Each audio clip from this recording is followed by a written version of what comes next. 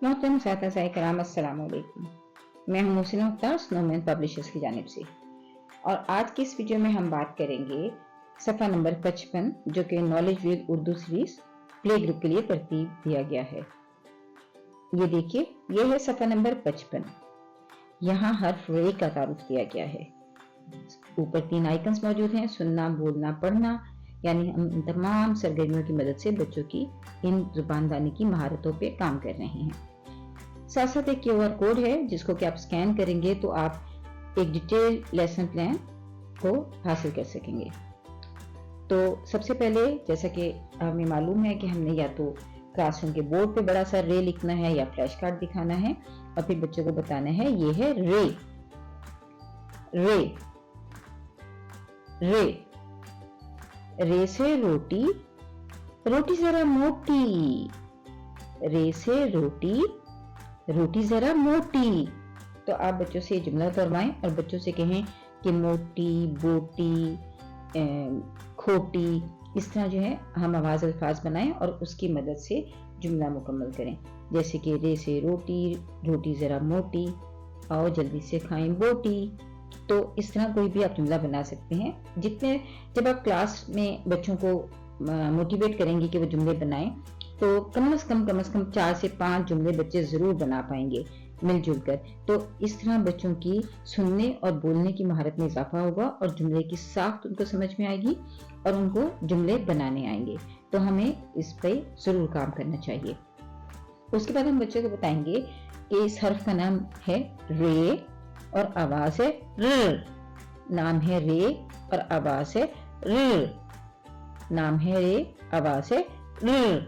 बच्चों से दोहराइए और बच्चों के साथ साथ दोहराइए और बच्चों को बताइए, क्योंकि कुछ आवाजें हरूफ की मुश्किल होती हैं। तो बच्चों को ज्यादा से ज्यादा मशक फराहम कीजिए ताकि बच्चे जो हैं वो उसकी आवाज को समझ सकें और सही तरीके से अदा कर सकें।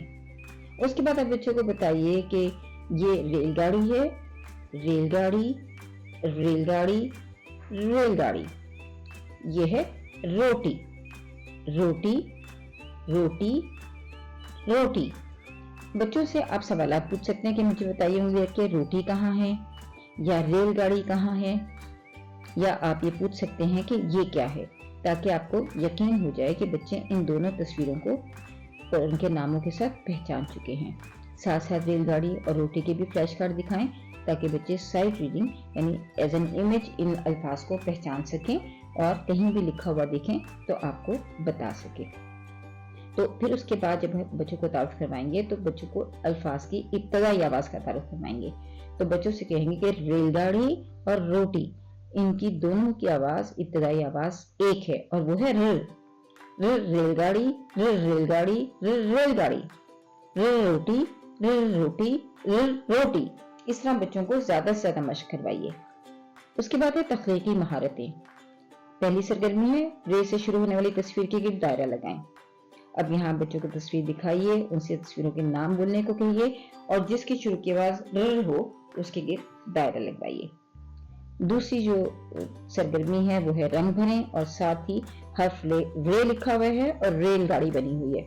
तो बच्चों से कहिए कि रेलगाड़ी, तो आइए रंग भरते हैं। तो इस तरह बच्चों से रंग भरवाइए। सफ़ा नंबर 56 जो है वो लिखाई की मश्क है। तो हमें मालूम है कि हमें बच्चों से हवा में लिखवाना है, रेत पे लिखवाना है, क्ले से हमने रे उनसे बनवाना भी है ताकि उनको बनावट समझ आ सके। यानी बच्चों की ज्यादा से ज्यादा सेंसेस को राइटिंग में इन्वॉल्व करना है। उसके बाद आप बच्चों को कहिए कि वो नुक्ते आगाज पर पेंसिल रखें, तीर के साथ साथ लिखें ये है रे। नुक्ते आगाज पर पेंसिल रखें और तीर के साथ साथ लिखें ये है रे।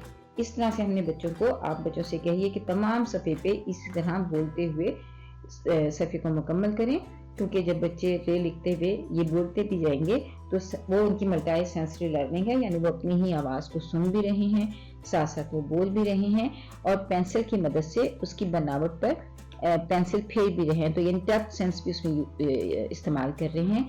तो इस तरह बच्चों की जो है वो एक डीप लर्निंग, या आप कह लीजिए कि हरूफ की बनावट को वो बहुत अच्छी तरह जान जाएंगे। शुक्रिया।